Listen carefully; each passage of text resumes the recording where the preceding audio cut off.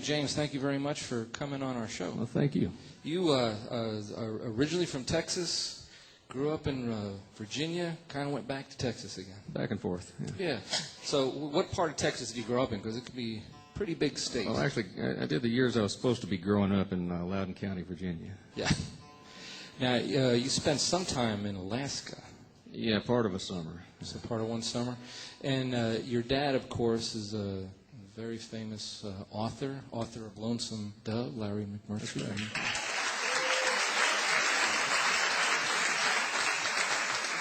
So you lived for a while with your dad in Texas. Yes. And it must have been an interesting thing to be around a successful literary author. I mean, well, he wasn't successful until about 1986. You know. So what was as a novelist, and as a screenwriter, he did pretty well. Right. Now, was there a big change in the household when his success did come? I mean, well, I don't know. I was gone by then. That was 1980. You're out doing your Lonesome thing. Dove was 1986. You got to remember. Right. I was supposed to have been grown up by then. Right. I was out of the house anyway.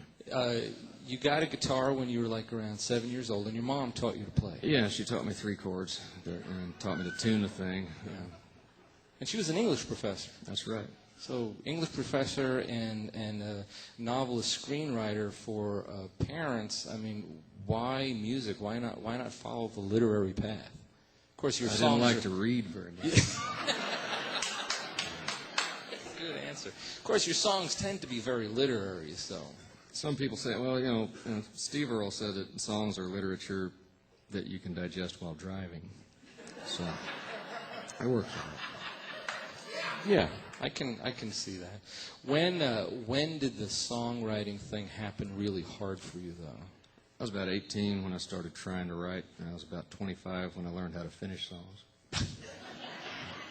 Well, that's a different thing. Yeah, that's a good point. I mean, James Taylor describes songwriting as one of the most painful things he does. I can think of more painful things, but we'll go into that. We're talking about the art thing. Okay. Are you prolific? I mean, No. Do you write a lot? No, I write whenever the record quits selling, and you have to make another record. So you write based on need. Yeah, pressure and fear is basically that's what does it. Well, you have a great band with you. Do you mind if we introduce the guys? Do you want to do that? Sure. This is Darren Hess on the drums back here.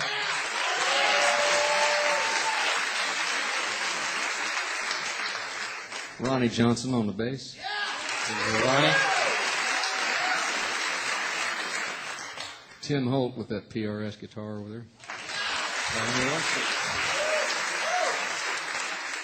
You're a good guy to talk about this too. You had a really great musical statement on your last record. It went online. It was called "We Can't Make It Here." Yeah. And went online, caused a big buzz.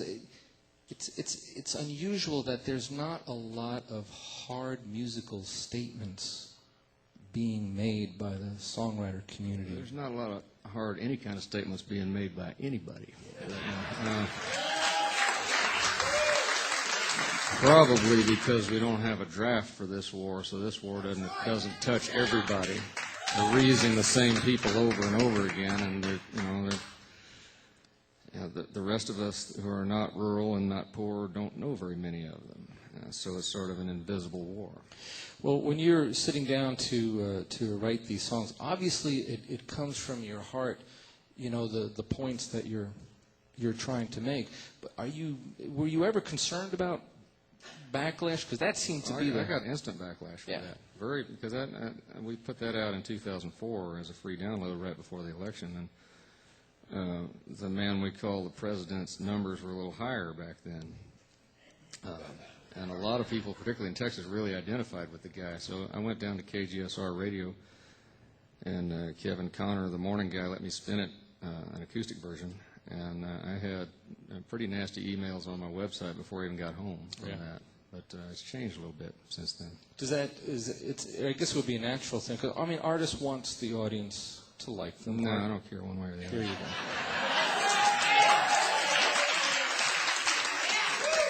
I want some audience to like me, you know. Enough to provide for But the if next I, record. if I lose some, maybe I gain some. You know, I tried to pander, but it just doesn't work for me. I don't do a very good job of it. Well, the pointedness of lyrical poetry is really important nowadays because there's so much going on. There's so much to be said. Well, yeah, I think it's our job as artists to try to get the word out, and it's everybody's job as a citizen. I think really the way we got the mess into the mess that we're in is by a lot of us didn't think we had to be politically active. And, you know, we thought Ronald Reagan was as weird as it was going to get.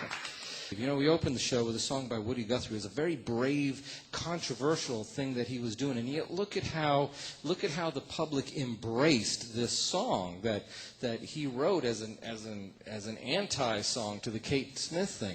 You know, James's lyrics are very, very powerful. Steve Earle's lyrics are very powerful. There's so much stuff out there, and sometimes the statement of your life is as powerful as the lyrics.